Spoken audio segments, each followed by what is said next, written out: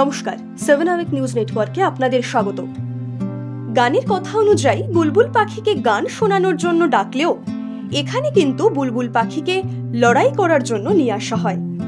ব্যস্ত জীবনের ফাঁকে একটু সময় বার করতে পারলে এই বিরল পাখি লড়াই দেখতে কিন্তু আপনি যেতেই পারেন।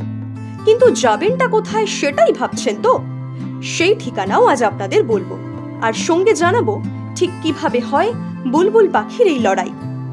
ফি বছরই মকর সংক্রান্তির দিন ঝাড়গ্রামের গোপীবল্লভপুরে রাধা গোবিন্দ মঞ্চের সামনে অনুষ্ঠিত হওয়া এই পাখির লড়াইকে কেন্দ্র করে প্রচুর মানুষ ভিড় জমান।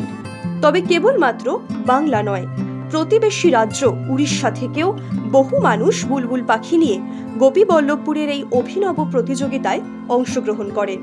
স্থানীয় সূত্রে খবর, গোপীবল্লভপুরের বাজার সাই ও দক্ষিণ সাই নামক দুই পাড়ার মধ্যে এই মজার লড়াই হয়ে থাকে। আর এই লড়াইয়ের আনন্দ চেটে পুটে উপভোগ করার সময় এই বিরল দৃশ্যকে ক্যামেরা বন্দি করতেও ভোলেন না লড়াই দেখতে আসা দর্শকেরা। এই বুলবুল পাখি লড়াইয়ের ইতিহাস ঠিক কত দিনের, আর কিভাবেই বা পাখিদেরকে এই লড়াইয়ের জন্য প্রস্তুত করা হয় তা বাজার সাইয়ের এক প্রতিযোগী স্বরূপ দাসের কাছ থেকেই সরাসরি শুনে নেব। এটা গোপীবল্লভপুরের একটা প্রাচীন ঐতিহ্য বলা যায়। বিগত প্রায় 400, 450, 500 বছর ধরে এটা চলে আসছে। এটা মূলত দুটো সাই, দক্ষিণ সাই এবং বাজার সাই, এই দুটো সাই প্রতিযোগিতা হয়।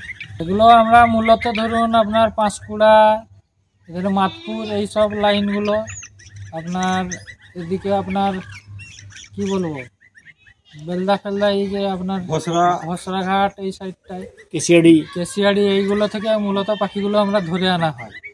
ধরে এনে এগুলোকে মোটামুটি পোষ বানানো হয়, যে হাতে বসানো এই অবস্থায়। কতদিন ধরে আপনারা এগুলো মোটামুটি প্রায় পৌষ মাসের শুরু থেকে স্টার্টিং হয়। প্রতিযোগিতায় প্রথম 3 স্থানাধিকারীদের পুরস্কৃত করা হয় গোপীবল্লভপুরের এই ঐতিহ্যবাহী পাখির লড়াইয়ে। তবে বুলবুল পাখি লড়াইয়ের ইতিহাস কিন্তু দীর্ঘদিনের। ইতিহাসের পাতা উল্টালে দেখা যায় যে 19 শতকের কলকাতায় বুলবুল পাখির লড়াই দেখতে ছাতবাবুর মাঠ কিংবা দয়াল মিত্তির বাগান বাড়িতে জুড়ি গাড়ি চড়ে সেকালের বাবুরা আসতেন। তবে সময়ের স্মরণিবে আজ আমরা 21 শতকে দাঁড়িয়ে। বর্তমানে গোটা পৃথিবী মুঠোফোনে মুখ গুঁজে রয়েছে, কিন্তু সোশ্যাল মিডিয়ার এই রমরমার যুগেও এই পাখির লড়াই দেখতে কার্যত মুখিয়ে থাকেন গোপীবল্লভপুরের স্থানীয় বাসিন্দা সহ অন্যান্যরা। যে পাখির লড়াইকে কেন্দ্র করে আনন্দে মেতে ওঠে সমগ্র জঙ্গলমহলবাসী, সেই পাখির লড়াই কিভাবে হয় শুনবেন নাকি? আসুন তাহলে এই পাখির লড়াইয়ের এক উদ্যোক্তা সনাতন দাসের কাছ থেকেই তা শোনা যাক। বিগত দিনের থেকে অনেক বেড়েছে। গতবারে প্রায় 200 মতো ছিল, এবারে প্রায় 300-র কাছাকাছি। লড়াইটা হয় একটা বাজার গ্রুপ, এই গোপীবল্লভপুরের একটা বাজার গ্রুপ, একটা দক্ষিণ সাই, এদের দুজনের মধ্যে বিভিন্ন রকমের দুটো গ্রুপ রেখে একটা দেখলেন যে সুন্দরভাবে একটা লড়াইয়ের একটা পাতা পাতনি দিয়ে ওখানেই লড়াইটা হয়। এবং 5 মিনিট থেকে 10 মিনিট, 13 মিনিট পর্যন্ত, আজকে যেটা হাইয়েস্ট হয়েছে 13 মিনিট পর্যন্ত লড়াই। সাধারণত সম্মুখ সমরের সময় হাউশিদের হাতে থাকা পাকা কলার টুকরো দেখিয়ে রাগানো হয় পাখিদের, আর তারপরই ধীরে ধীরে জমে ওঠে বুলবুল পাখির লড়াই। পাখির লড়াইকে ঘিরে আজও বিবিধ লোকাচার ও লোকবিশ্বাস প্রচলিত রয়েছে গোপীবল্লভপুরে।